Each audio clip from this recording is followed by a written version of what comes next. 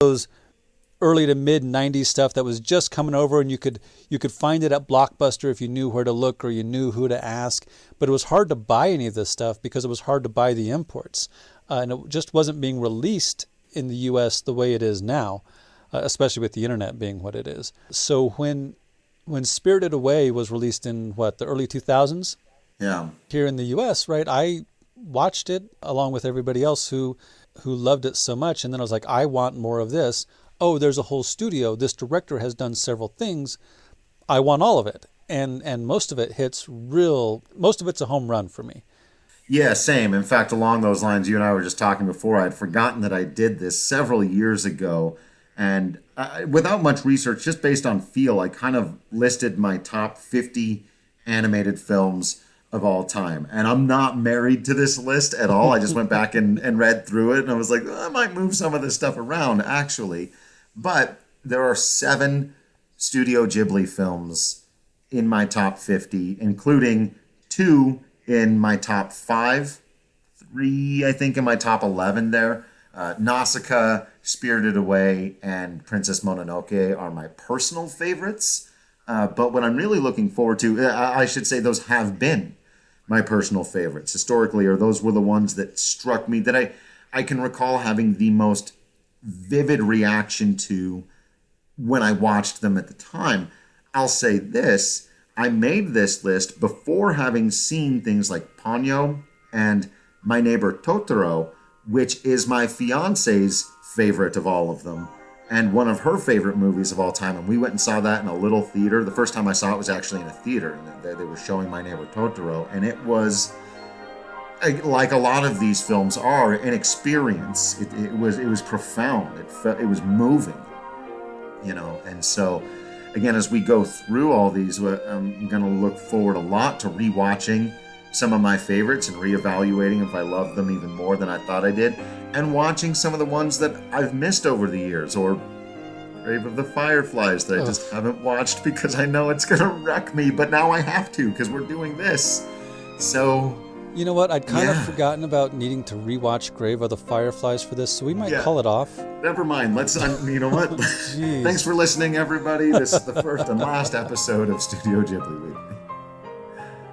I wonder, do you think that the explosion of popularity of anime in the U.S., specifically Japanese animated films, shows, and such, can be traced back to Spirited Away in a similar way that Japanese role-playing games can be traced back to, their popularity in the U.S. can be traced back to Final Fantasy VII? Yeah, I think there's a lot of similarities there. I will say I'm not nearly as, back to our disclaimers, as well versed in the history of anime as I am the history of video games. I do know that there's a lot of stuff, similar to Final Fantasy VII, there's a lot of stuff that comes before Spirited Away. I can think right off the top of my head something that they're making new on Netflix, and we're all crossing our fingers and butts hoping that it's good, is Cowboy Bebop, which in 1999, where Spirited Away is 2001. But again, we're talking about the difference between something that was very good and very popular for a niche audience and something that got nominated for an Academy Award. Right. Which just goes to speak that it broke into the American audience, which isn't necessarily a better or even necessarily a bigger audience. But it's like with almost, and sorry to cut you off there, but like with almost any, like in music, when you become a crossover success, if you're a great country artist and people that know country music really know you and you exist in that niche, you can make a living. You can make a wonderful living. And I envy people who, I wish I could have done that in any one genre or whatever. But when you have that crossover hit, that even people that don't listen to country music all the time, now you're a superstar. Right. And I think Spirited Away, it's not to say it's the best one of its time. All the same caveats with Final Fantasy VII. I love Cowboy Bebop. Some other stuff we'll probably talk about and do some comparisons to, Ghost in the Shell. Oh, yeah. Things like that aren't Studio Ghibli. But a certain crossover audience starts tuning in. And the fact that these are all mostly, family films, or at least available to the family. We've talked about that distinction before too. Not really for kids Right. necessarily. Yeah. Yeah. Maybe. Mm-hmm. But you're not going to sit down with your 6-year-old and watch Ghost in the Shell, or Right. certainly not like something like Ninja Scroll or something. Right.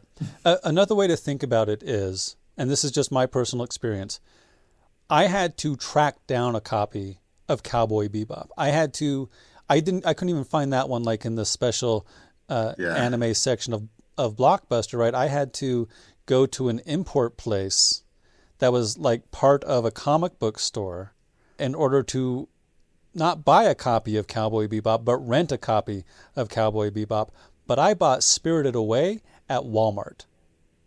Yeah, right.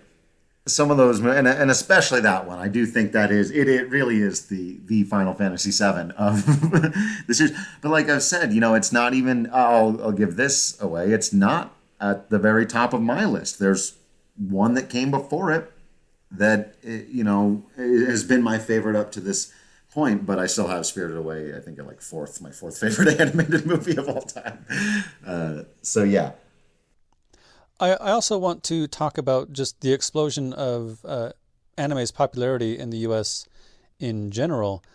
It certainly used to be that being an anime fan was kind of like being a video game fan when I was a kid, but this was still in college. Like being an anime fan marked you as a nerd, and possibly as a social out. You watch that weird stuff.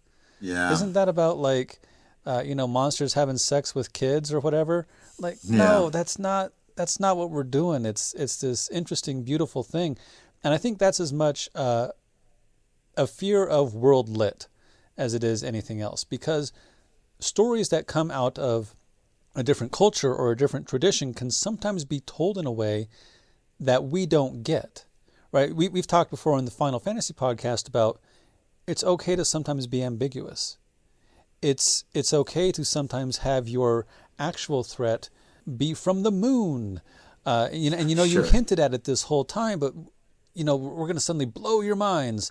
Now the hero of this story has turned into a giant monster or whatever, right? There's a different set of storytelling traditions, expectations, tropes, literary devices that comes from world lit. And I'm talking about world lit that isn't just from Europe, right? In the American schooling system, we sometimes talk about world lit as though it were just Greek mythology. Right. And I got nothing against, Cervantes' Don Quixote, if that's what you want to teach in world lit, or reading the Greek myths, but it's worth getting outside of the stuff that most people already know. Look at something weird and different, and I'm using weird, in air quotes, right?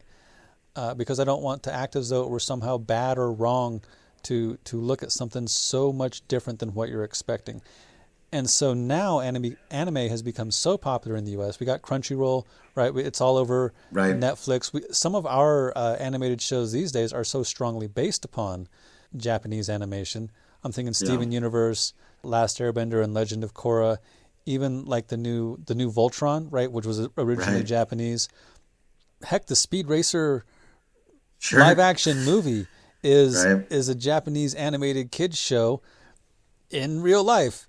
They cast a bunch of white dudes. There's been a run of those. None of them. Yeah, I was gonna say there's been a bunch of those, and none of them. They did especially great. They did Ghost in the Shell, a really terrible version of Death Note on Netflix. But you can just watch actual Death Note on Netflix. Right. So exactly. It's right there. Unfortunately, the live action ones haven't been especially great yet. Again, come on, Cowboy Bebop, come on. I did love Speed Racer, though. I think that's an incredible movie.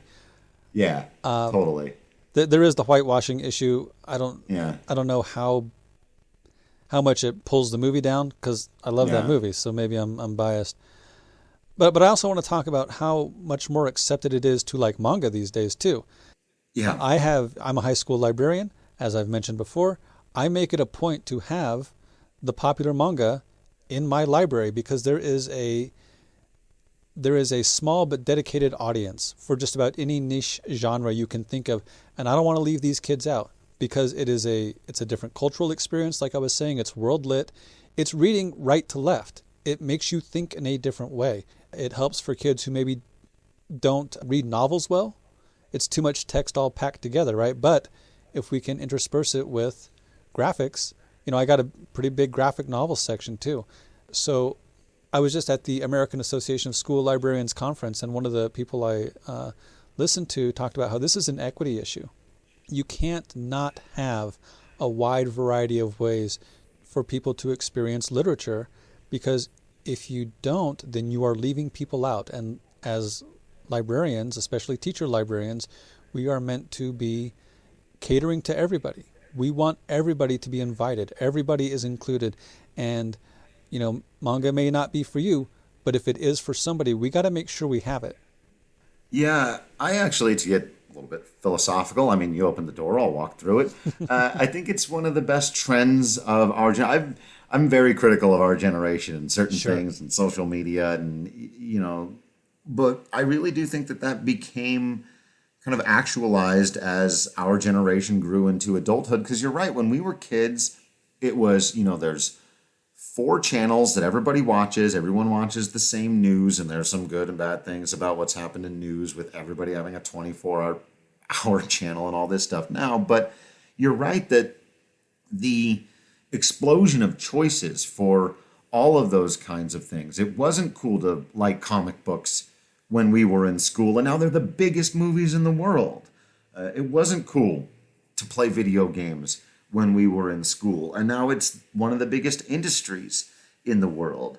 And you're 100% right with manga and anime as well. Both have followed a similar path where it used to be this outcast thing, but these people have been able to find their spaces. And by these people, I mean our people, right. Us people have been able to find spaces on the internet.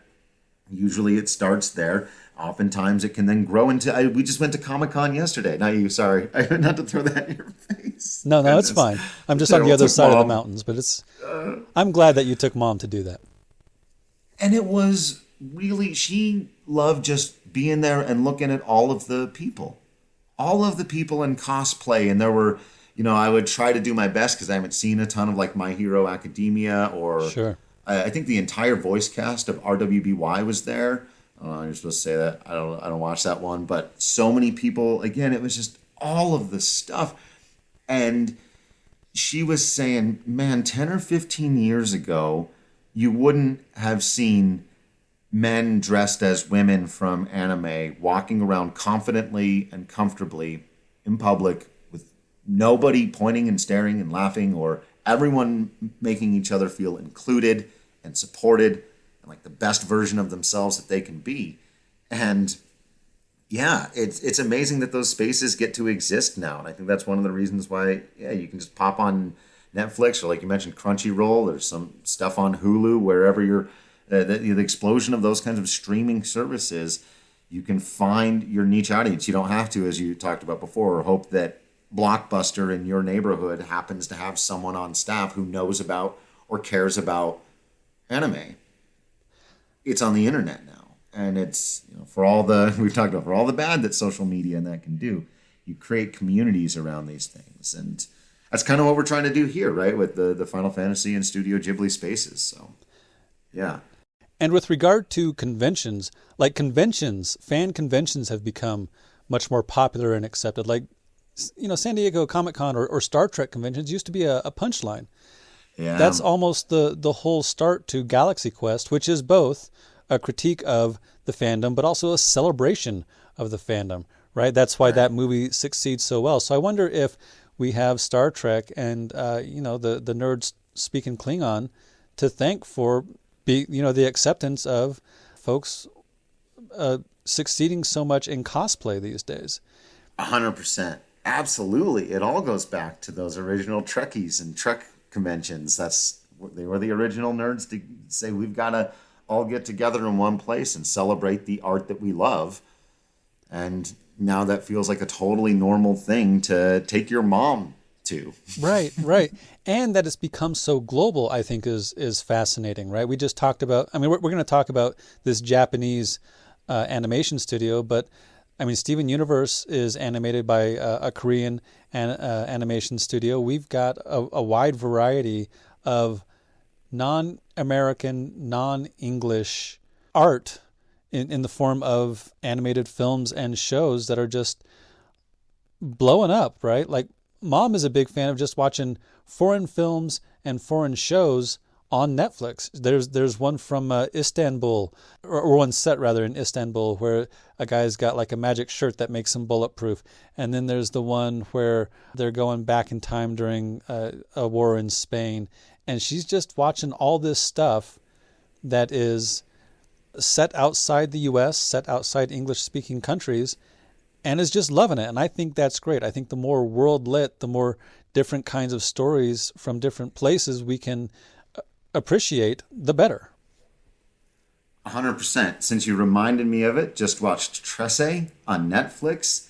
It's really, really extraordinary, but it definitely, you want to be into sort of horror and gothic. You got to have a stomach for it. But it's based on Filipino supernatural mythologies, which, again, when you watch this kind of stuff, and it's something we'll get into a lot with the Studio Ghibli films, we talk about a lot in Final Fantasy, that it lets you get outside of, especially if you're from the United States of America like we are, your own traditions, right? That's kind of like what you were talking about there. And think about the world from another perspective. Think about stories from another perspective. And I think that can be very, very powerful. And you can learn a lot about the perspectives that you've grown up around and been exposed to maybe in your youth aren't the only ones. And in fact, there's a meta one I think that works well with this entire thing. I remember having a conversation with an old work colleague of mine who was basically of the opinion that he doesn't watch animated. He doesn't watch cartoons, right? Cartoons are for kids, which I think is a profoundly American thing. Not Yes. that all Americans feel that way, but that's not something you're likely to hear a Japanese person say. Right. Which I felt moved and kind of changed in that same way. And so, yeah, I think that, again, getting back to my rankings, if I were to compare studios, Ghibli and Disney and Pixar and DreamWorks and others you could throw in, Ghibli is comfortably in first place, with all due respect to my love for especially the Disney classics of our youth and the Pixar classics that they're cranking out these days. But these Ghibli movies hit in a different way, don't they? And I think you also got right to the space they give you, the quietness of them.